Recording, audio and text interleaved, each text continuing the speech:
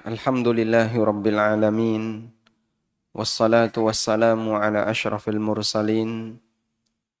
Nabiyyina wa maulana Muhammadin wa ala alihi wa sahbihi ajma'in. Wa ashhadu an la ilaha illallah wahdahu la syarika lah. Wa ashhadu anna Muhammadan abduhu wa rasuluh sallallahu alaihi wa ala alihi wa sahbihi wa man tabi'ahum bi ihsanin ila yaumiddin. Alhamdulillah, puji syukur kita haturkan kehadirat Allah Subhanahu wa taala. Kembali di pagi ini kita melanjutkan kajian rutin dengan membaca buku Prinsip Hidupku. Dan kita masih berada di bab tentang pentingnya waktu. Tantangan terbesar bagi para jamaah kalau sudah waktu subuhnya maju itu banyak yang telat ya. Insya Allah. Termasuk juga kajiannya agak sedikit telat. Tapi insya Allah semuanya berhasil. Baik. Tadi yang telat agak banyak ya Pak? Agak banyak ya. Sekarang subuh jam berapa Pak? 4.12. 4.12. Nanti sebentar lagi akan jam 4. Ya. Kalau subuh udah jam 4 itu biasanya lebih ngoyo lagi untuk persiapan. Baik, semoga Allah mudahkan bagi kita untuk selalu hadir sholat subuh kapanpun waktu sholat subuh itu berada. Mungkin kita tidak lebih berat dibandingkan yang tinggal di beberapa daerah yang jauh dari Khatulistiwa. Selisihnya jauh sekali ya. Kadang subuh jam 6, kadang subuh jam setengah 4. Selisihnya jauh sekali. Kita subuhnya antara setengah 5 sampai jam 4. Jadi relatif selisihnya tidak terlalu jauh. Baik, jadinya begini. Kita apakah bisa menguasai waktu?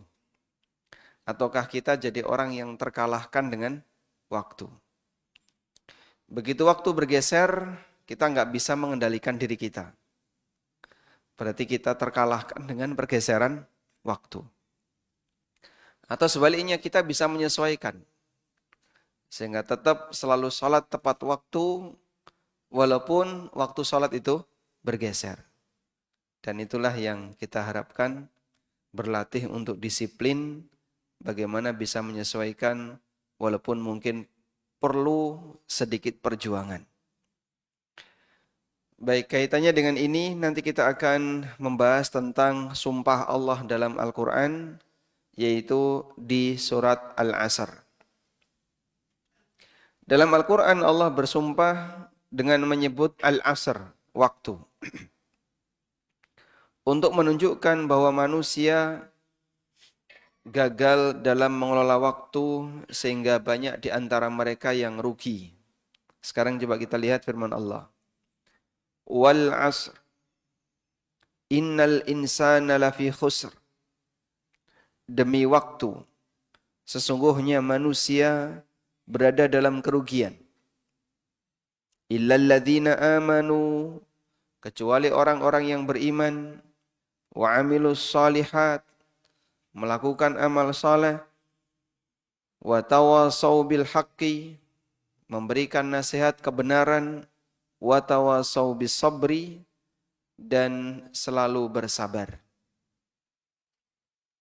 Bapak Ibu yang dimuliakan Allah Subhanahu wa taala, dalam sumpah itu ada beberapa bagian.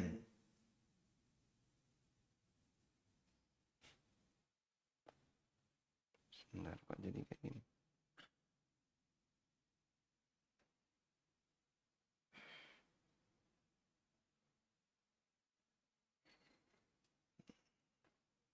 Ini berubah ini sebentar.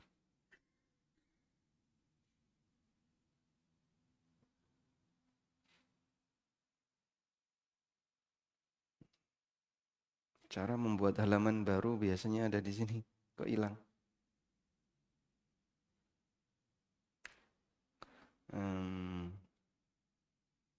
Cara membuat halaman baru. Nggak ada ya? Nggak ada.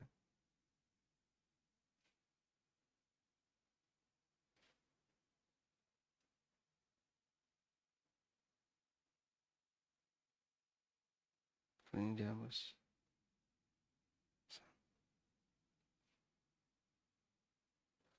Masya Allah. Sebentar dulu, ini teknologinya belum menyesuaikan ini sih.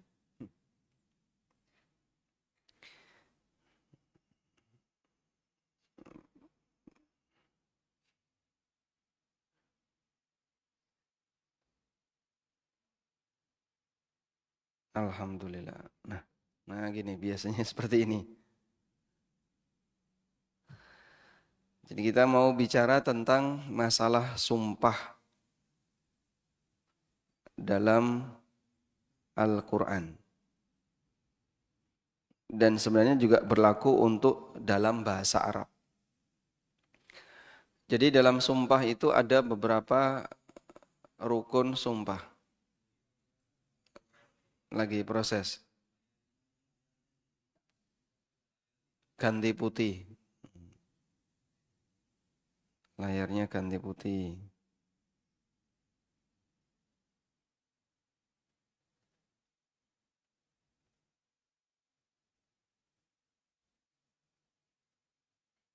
Begini? Ini lebih terang. Masya Allah. Sumpah dalam Al-Quran.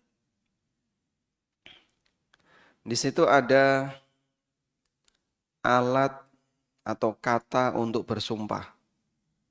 Kata untuk bersumpah. Yang disebut dengan alatul qasam atau adawatul qasam.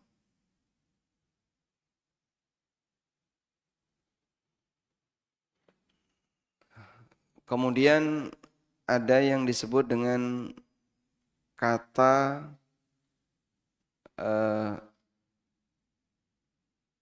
yang menjadi objek sumpah.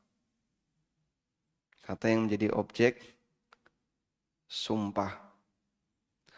Yang disebut dengan al-muqsam bihi. Sebutannya al-muqsam bihi.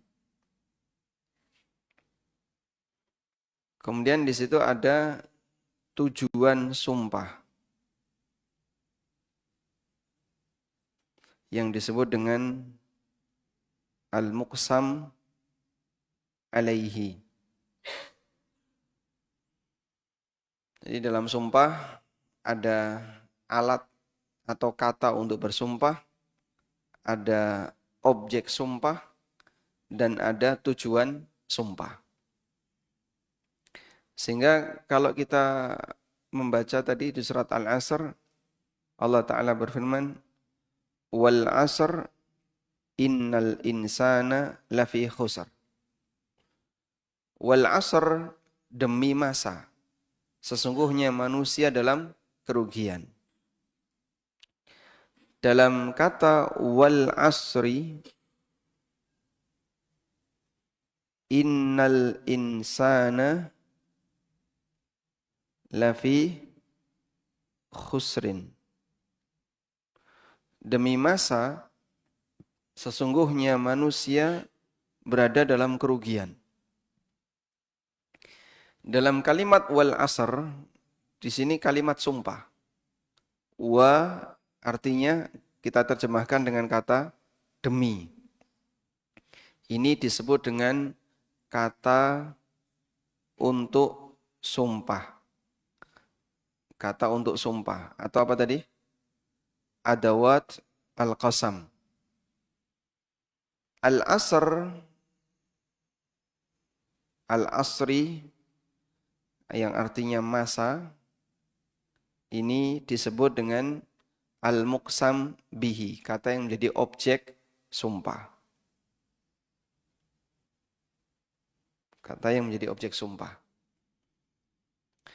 Kemudian innal insana lafi khusr, pernyataan lanjutannya ini disebut dengan al-muqsam alai, tujuan sumpah. Innal insan lafi khusrin. Sesungguhnya manusia dalam kerugian. Ini disebut tujuan sumpah. Baik. Maksudnya begini. Kalau kita bersumpah menyebut sesuatu itu ada tujuannya. Apa tujuan sumpah? Oh, saya mau menyatakan seperti ini. Biasanya antara objek sumpah dengan tujuan sumpah itu selaras. Objek sumpah biasanya linier. Linier itu artinya selaras. Linier atau selaras dengan tujuan sumpah. Karena tidak mungkin orang bersumpah tapi tidak ada tujuannya. Kalau kalimat biasa itu nggak perlu pakai sumpah. Misalnya, saya sholat subuh di Masjid Al-Furqon. Orang menyampaikan berita seperti ini tidak perlu pakai sumpah. Tapi ketika ada penekanan, misalnya, saya ketemu orang kecelakaan ketika sholat subuh di Al-Furqon. Nah, pada waktu ada penekanan seperti itu, karena kita mau jadi saksi, maka kita menyebut sumpah. Demi Allah, saya melihat si A ini kecelakaan ketika saya berangkat sholat subuh di Masjid Al-Furqon. Fungsi penekanan itu kita kuatkan dengan cara apa? Sumpah. Kenapa kau mengucapkan demi Allah? Untuk menekatkan kalimat kalau saya melihat orang kecelakaan pada saat sholat subuh. Contoh yang lain. Bentar. Ini kalau sambil ngantuk, insya Allah nggak paham ya. Insya Allah nggak paham. Baik, saya coba ini aja langsung fokus di sini. Kenapa Allah ketika bersumpah nyebut demi masa? Ketika Allah mau menyatakan sesungguhnya manusia dalam kerugian. Tadi kan begini ya, objek sumpah dengan tujuan sumpah itu selaras. Pada waktu Allah hendak mengatakan innal insana lafi khusrin. Sesungguhnya semua manusia itu dalam kerugian. Ketika Allah hendak menyatakan ini, Allah bersumpah dengan menyebut waktu. Kenapa? Karena yang namanya titik kerugian manusia itu ada di waktu. Ini titik kerugian manusia. Jadi kalau orang tidak bisa memanfaatkan waktu dengan maksimal, itulah manusia yang rugi yang sebenarnya. Ketika orang tidak bisa memanfaatkan waktunya dengan baik, itulah manusia yang rugi yang sebenarnya. Baik, karena Allah Subhanahu wa Ta'ala ketika mau menyatakan bahwa manusia itu dalam posisi kerugian, Allah bersumpah dengan menyebut waktu. Contoh yang lain. Jenengan tadi sholat subuh, di rakaat kedua imam baca sholat apa Pak? Surat apa? Wad-duha. Coba sekarang kita buka surat Ad-duha. Allah Ta'ala bersumpah dengan waktu duha. Wad-duha. Allah juga bersumpah dengan waktu malam. Wal-laili idza saja. Demi waktu duha.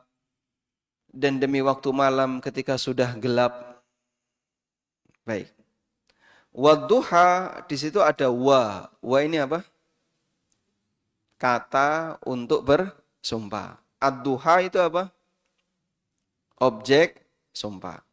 Wal-laili idza saja. Kata untuk bersumpahnya kata apa? Wa. Objeknya apa? Al-lail idza saja. Demi waktu malam. Allah bersumpah dengan dua. Demi waktu duha dan demi waktu malam. Sudah? Apa tujuan Allah bersumpah dengan menyebut ini? Untuk menyatakan di lanjutan ayat. Ma wadda'aka rabbuka wa ma qala.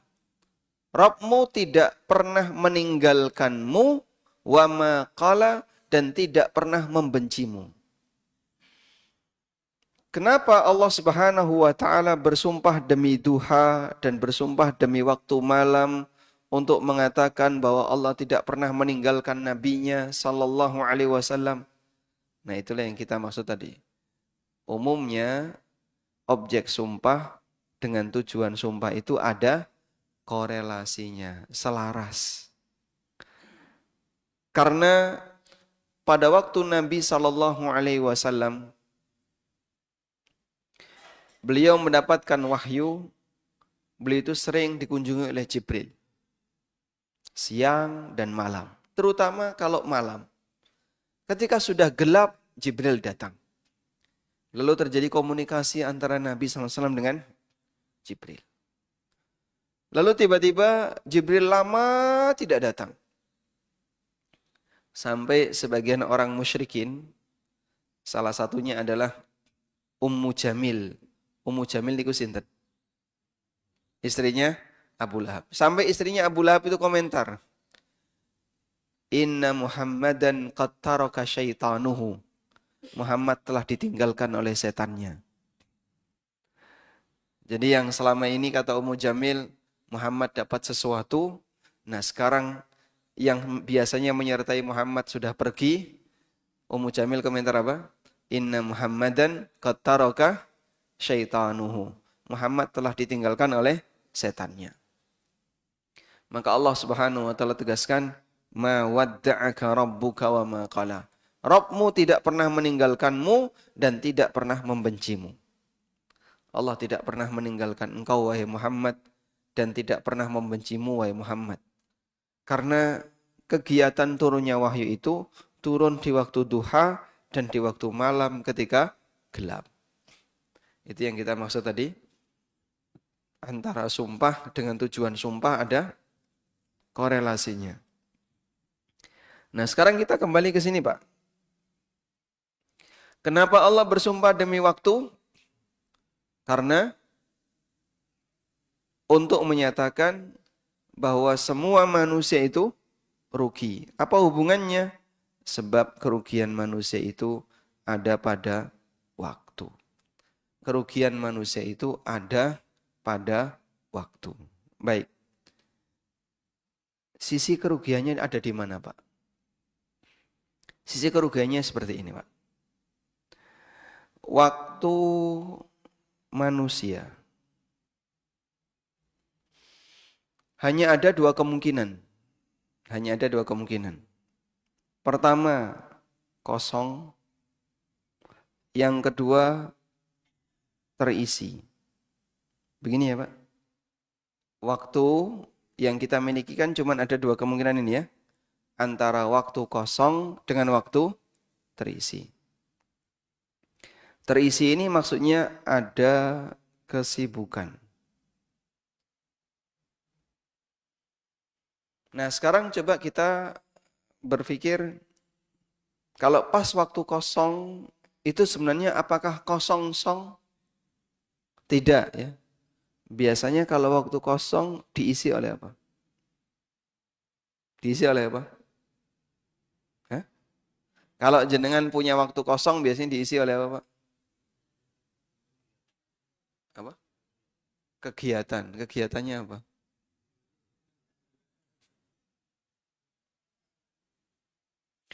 Ini ada dua kemungkinan. Dipakai istirahat. Yang kedua, berkegiatan.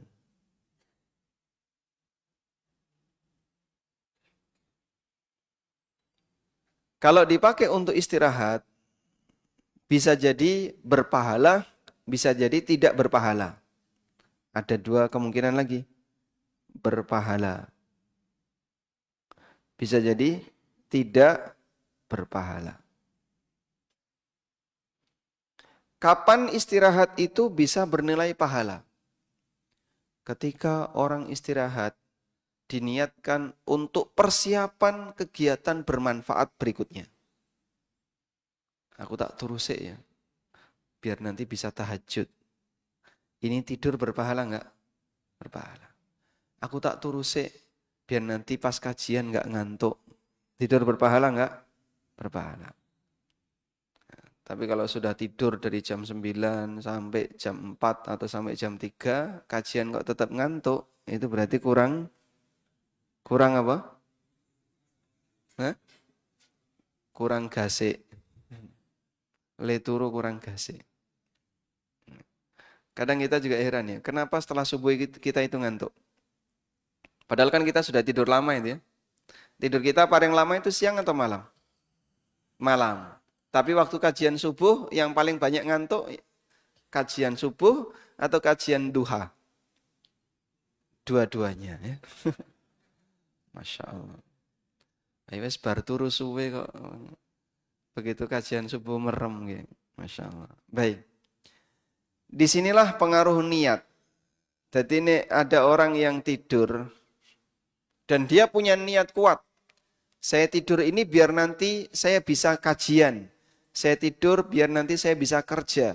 Saya tidur saya biar nanti bisa sholat dan seterusnya. Maka tidur seperti ini istirahat yang bermutu. Itulah istirahat yang bernilai pahala. Sebab istirahat tidak cuma yang penting turu, tapi dia iringi dengan niat biar nanti kuat untuk melakukan ibadah. Ini istirahat yang berpahala. Inilah contoh istirahatnya para sahabat. Seperti yang dikatakan oleh sahabat Mu'ad bin Jabal radhiyallahu anhu, beliau pernah mengatakan, "Kuntu ahtasibu 'alallahi naumati kama ahtasibu 'alaihi qaumati." Aku mohon pahala kepada Allah dengan tidur yang aku kerjakan, sebagaimana aku mengharapkan pahala dari Allah dengan tahajud yang aku lakukan. Baik. Yang kedua, ada yang istirahat tidak berpahala. Ya turu emang waton turu. Ngapa kok turu? Nganggur ya turu. Jadi nggak ada niat biar ngelumpuk no tenaga, tidak ada niat biar nanti bisa melakukan aktivitas yang bermanfaat. Nggak ada niat seperti itu. Ini tidur yang tidak ada nilai pahalanya. Mungkin dominan tidur kita seperti ini. Tidur jenis yang kedua. Makanya tingkatkan kualitas tidur kita Bapak Ibu. Biar tidur kita itu berpahala, istirahat, diiringi niat apa tadi? Untuk persiapan ibadah. Tidur dalam rangka persiapan ibadah. Baik. Saya mau tanya, Anda kalau makan jenis apa yang niatnya sangat kuat untuk ibadah? Sahur. Semangat itu ada. Sehingga orang makan sahur, dia itu milih apa yang dikonsumsi. Walaupun bisa jadi dia berselera dengan makanan tertentu. Makanya kan ada orang sahur, gak mungkin milih mengkerupuk tok itu. Gak mungkin. Sahur apa? Kerupuk. Kenapa? Aku seneng kerupuk. Dia gak bakalan mungkin hanya makan kerupuk. Pasti dia akan mencari makanan yang apa Pak? Yang bergizi, yang kaya protein, atau kaya karbohidrat, dan seterusnya. Maka dia akan pilih makanan yang kira-kira bisa jadi bekal untuk puasa dia dari mulai subuh sampai maghrib. Karena itu ketika sahur, niat kuat pada dirinya adalah saya mau ibadah. Makan seperti itulah yang nilainya pahala. Sehingga kalau kita pengen ngerti, kayak apa sih Pak makan yang bernilai pahala? Kamu contoh niat waktu sahur. Apa niatnya waktu sahur?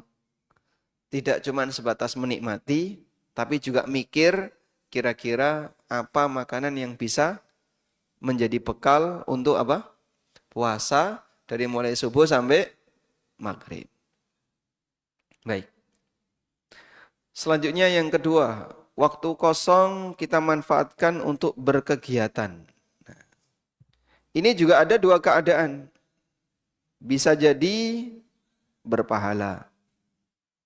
Bisa jadi berpahala. Ketika dipakai apa Pak?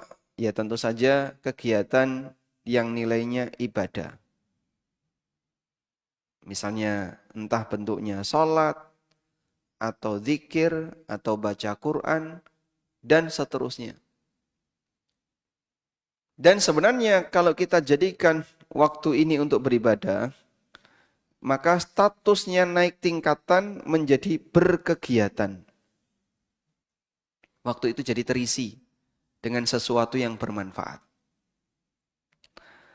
Sebaliknya, ada juga orang yang justru waktu nganggurnya itu berdosa. Dan ternyata yang kedua ini banyak. Sehingga waktu nganggur itu apa? Lebih banyak ngumpul no dosa. Apa yang dilakukan, Pak? Nyekel HP. Apa yang dilakukan lagi? Kumpul karo konco, terus rasan-rasan. Kapan itu?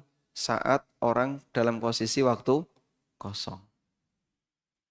Makanya ketika waktu kosong, segera isi dengan sesuatu yang isinya kesibukan, agar waktu kita berubah jadi ini. Ada unsur kesibukan di sana. Baik. Nah, selanjutnya Bapak Ibu yang dimakan Allah, yang terisi dengan kesibukan, ini pun tidak semuanya berpahala. Ada yang berpahala, tentu saja kalau kesibukannya kesibukan yang bermanfaat. Ada yang tidak berpahala.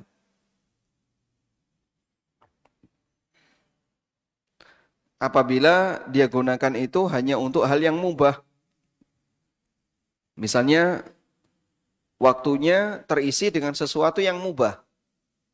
Maka berarti waktu yang dia gunakan tidak ada nilai pahalanya.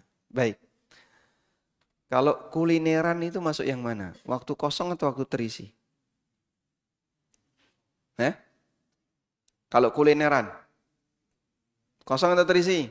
Kosong. Baik. Arisan itu yang mana? Kosong atau terisi? Kosong. Jadi waktu kosong itu definisinya adalah waktu yang tidak memberikan keuntungan bagi kita, baik secara materi atau dari sisi pahala. Kita banyak dalam posisi ini, Pak, waktu-waktu kosong. Waktu terisi berarti ada kegiatan khusus, ada kesibukan khusus, dan itu menuntut kita meninggalkan kegiatan yang lain. Contohnya kajian. Baik, maka coba tingkatkan sisi kesibukan waktu terisi ini dengan aneka kegiatan yang isinya pahala. Misalnya kajian.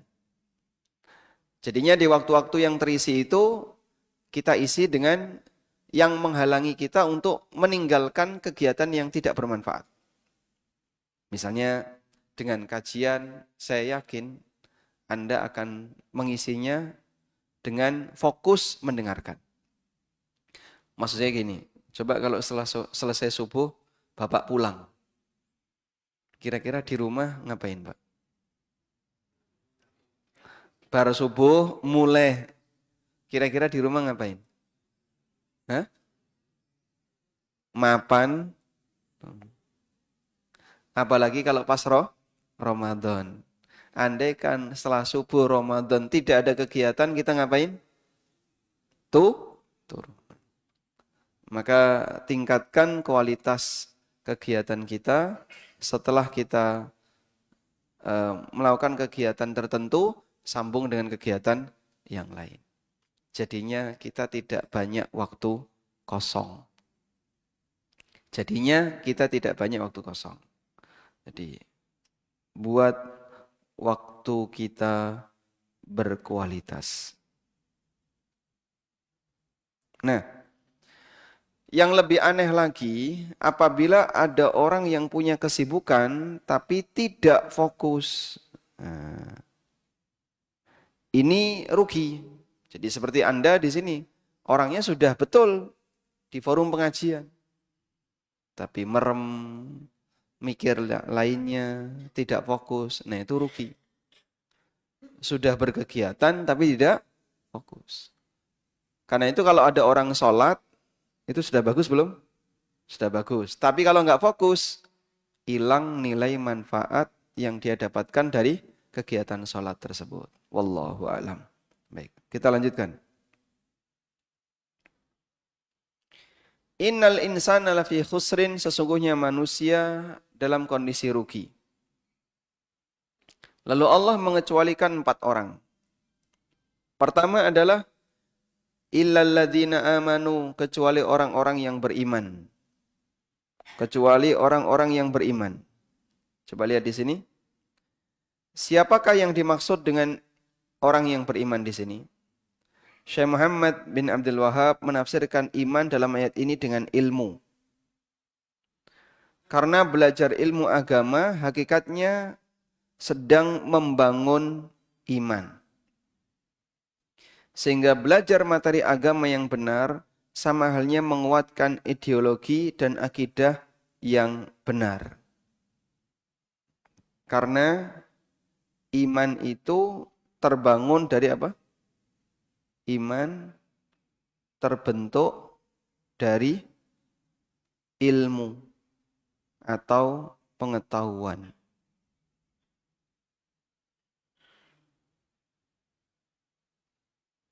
Iman itu terbentuk dari ilmu atau pengetahuan. Sudah?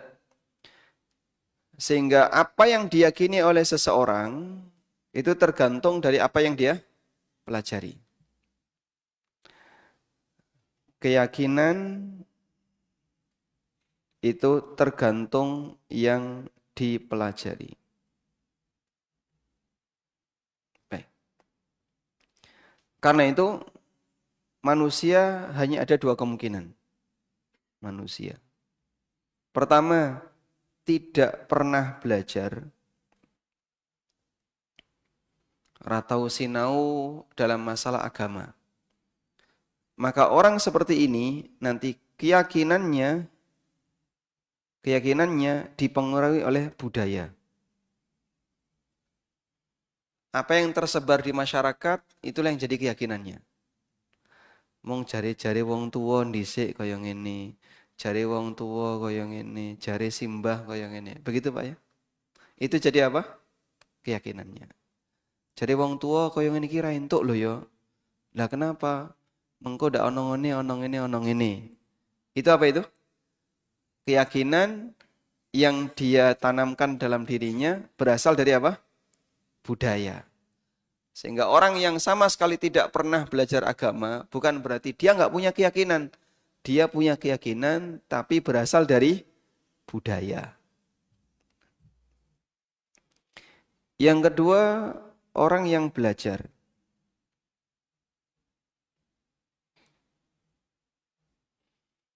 Nah, untuk jenis yang kedua ini ada 2 kemungkinan juga.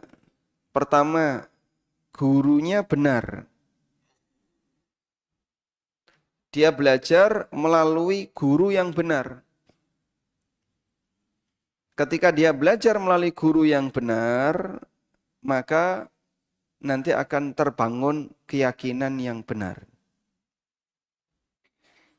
Misalnya, gurunya ngajari akidah Ahlussunnah. Gurunya ngajari keyakinan-keyakinan Ahlussunnah. Dia akan memiliki keyakinan yang benar. Karena gurunya benar. Sebaliknya yang berbahaya, gurunya menyimpang. Misalnya gurunya seorang Mu'tazilah. Maka nanti murid ini ketika belajar dari guru Mu'tazilah akan tertanam keyakinan Mu'tazilah. Sesuai dengan latar belakang dari akidah gurunya. Maka dari sinilah kita bisa lihat pentingnya nyari guru, karena kalau orang tidak belajar, andaikan manusia dibiarkan saja, kecilik sampai gede atau belajar agama, nanti keyakinan dia itu terbentuk oleh lingkungan. Apa yang menjadi budaya masyarakat, anggapan-anggapan masyarakat, itulah yang jadi keyakinannya. Dan kalau orang itu belajar, keyakinannya terbentuk oleh pengaruh gurunya. Kalau gurunya orang yang baik dan keyakinannya benar, maka nanti apa yang ada dalam dirinya sesuai dengan apa yang diajarkan oleh gurunya. Baik. Karena itulah Mu'adz bin Jabal ketika mengajak masyarakat untuk menghadiri kajian agama, beliau mengatakan, Ijlis bina nu'minu sa'atan. Mari kumpul ke sini, kita ngecas iman sesaat. Jadi ngaji itu sama dengan ngecas iman. Karena orang yang ngaji, hakikatnya dia sedang mengumpulkan ilmu. Dan ilmu itu nanti jadi apa? Ilmu itu jadi apa? Iman. Ini menunjukkan bahwa bagi para sahabat, belajar agama adalah media untuk menambah iman. Sebab yang namanya keyakinan kita tergantung dari apa yang kita pelajari. Kemudian kriteria yang kedua, beramal saleh. Seperti apa sih amal saleh itu? Disebut amal saleh ketika seseorang beramal sesuai ilmu yang berisi petunjuk Nabi SAW. Allah Ta'ala berfirman, Huwallazi arsala rasulahu bil huda wa dinil haq liyudhhirahu 'alad dini kulli. Dialah zat yang mengutus rasulnya dengan membawa al-huda, petunjuk, wa dinil haq dan agama yang benar untuk dimenangkannya atas segala agama. Ibnu Qayyim mengatakan al-huda maknanya adalah ilmu yang bermanfaat. Sedangkan agama yang benar maknanya adalah amal soleh. Jadi Nabi SAW mengajari dua. Nabi mengajarkan dua hal. Pertama, petunjuk. Ini adalah ilmu. Yang kedua, amal soleh.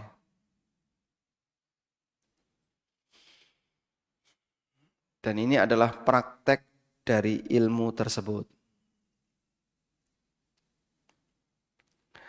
Intinya beliau mengajarkan teori dan beliau mengajarkan praktek. Kalau ini teori.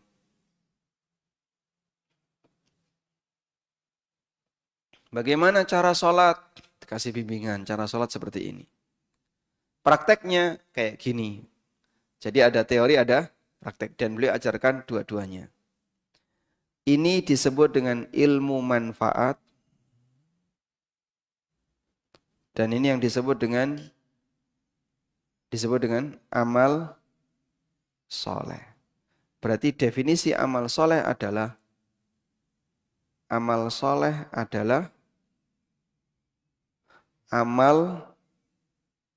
yang sesuai ilmu bimbingan Nabi Sallallahu Alaihi Wasallam. Itulah amal soleh. Berarti kalau ada orang beramal tapi tidak sesuai bimbingan ilmu, bukan amal soleh. Atau ada orang yang beramal tapi malah menyimpang dari bimbingan ilmu, itu juga bukan amal soleh. Selanjutnya. Sehingga dua hal ini berpasangan, di mana amal soleh bisa terwujud ketika didasari dengan ilmu yang benar. Amal soleh bisa terwujud ketika didasari dengan ilmu yang benar. Maka kalau ada orang yang beramal tapi nggak punya panduan, itu tidak disebut amal soleh. Sebut saja amal yang kelihatannya soleh. Tapi bukan amal soleh. Karena nggak ada panduannya. Selanjutnya, kriteria yang ketiga. Saling menasihati supaya mentaati kebenaran. Bentuknya adalah dengan mendakwahkan ilmu kepada masyarakat. Setelah orang itu belajar dan dia mengamalkan ilmunya, hakikatnya dia sedang berbuat baik kepada dirinya sendiri.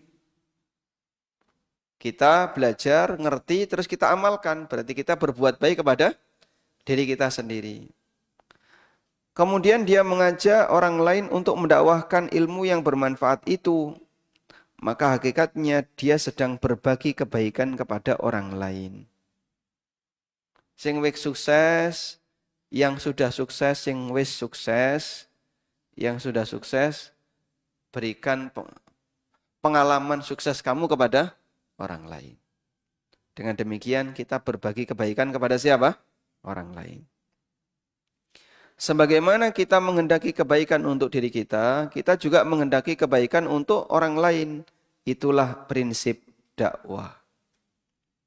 Maka tujuan guru itu ngajar adalah saya ingin berbagi kebaikan kepada yang lain. Sehingga diiringi dengan semangat kasih sayang, diiringi dengan semangat memperbaiki, bukan semangat ngerusak, apalagi ingin menyesatkan orang lain. Baik.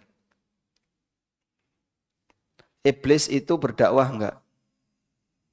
Iblis itu berdakwah. Tujuannya apa? Untuk menyesatkan. Dan iblis tahu kalau ini sesat. Iblis tahu apa yang dia ajak ini nanti akan mengantarkan ke neraka. Dia tahu. Tapi dia berusaha untuk melakukan seperti itu. Tujuannya apa, Pak? Agar mereka bisa jadi teman dia di neraka. Maka kalau ada orang yang ngerti, saya itu tahu kalau ini itu sesat. Tapi saya ingin ngajak orang untuk ke sini. Itu pasukannya iblis. Misalnya ngerti nek mendem itu rentok. Tahu dia mendem itu nggak boleh. Dan dia ngajak orang lain untuk mendem. Nah seperti ini namanya apa? Pasukannya iblis. Karena iblis itu berdakwah untuk menyesatkan manusia dalam kondisi dia tahu kalau itu sesat. Baik. Kita lanjutkan.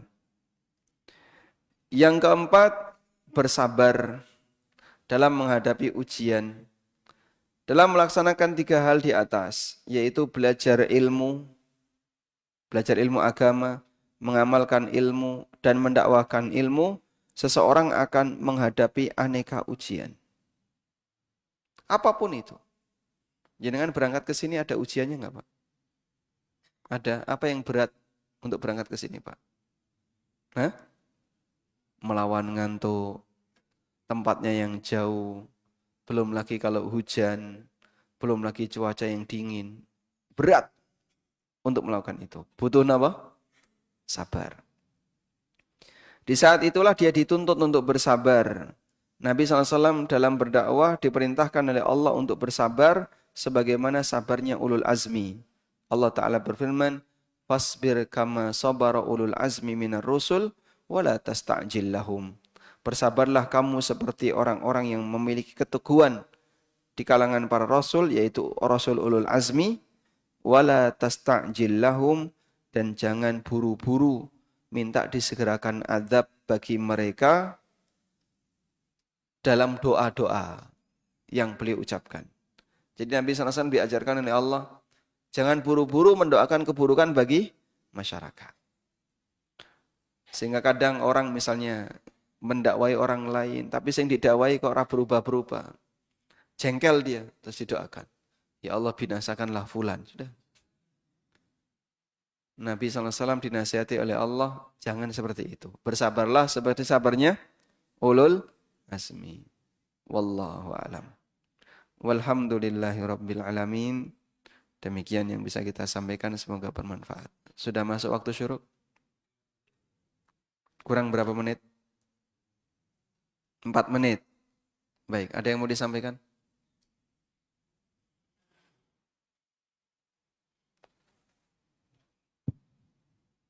Tidak ada? Baik. Demikian yang bisa kita bahas. Semoga bermanfaat. Wassallallahu ala nabiyyina Muhammadin wa ala alihi wa sahbihi wasallam. Wa akhiru da'wana anil hamdulillahi rabbil alamin. Wassalamualaikum warahmatullahi wabarakatuh.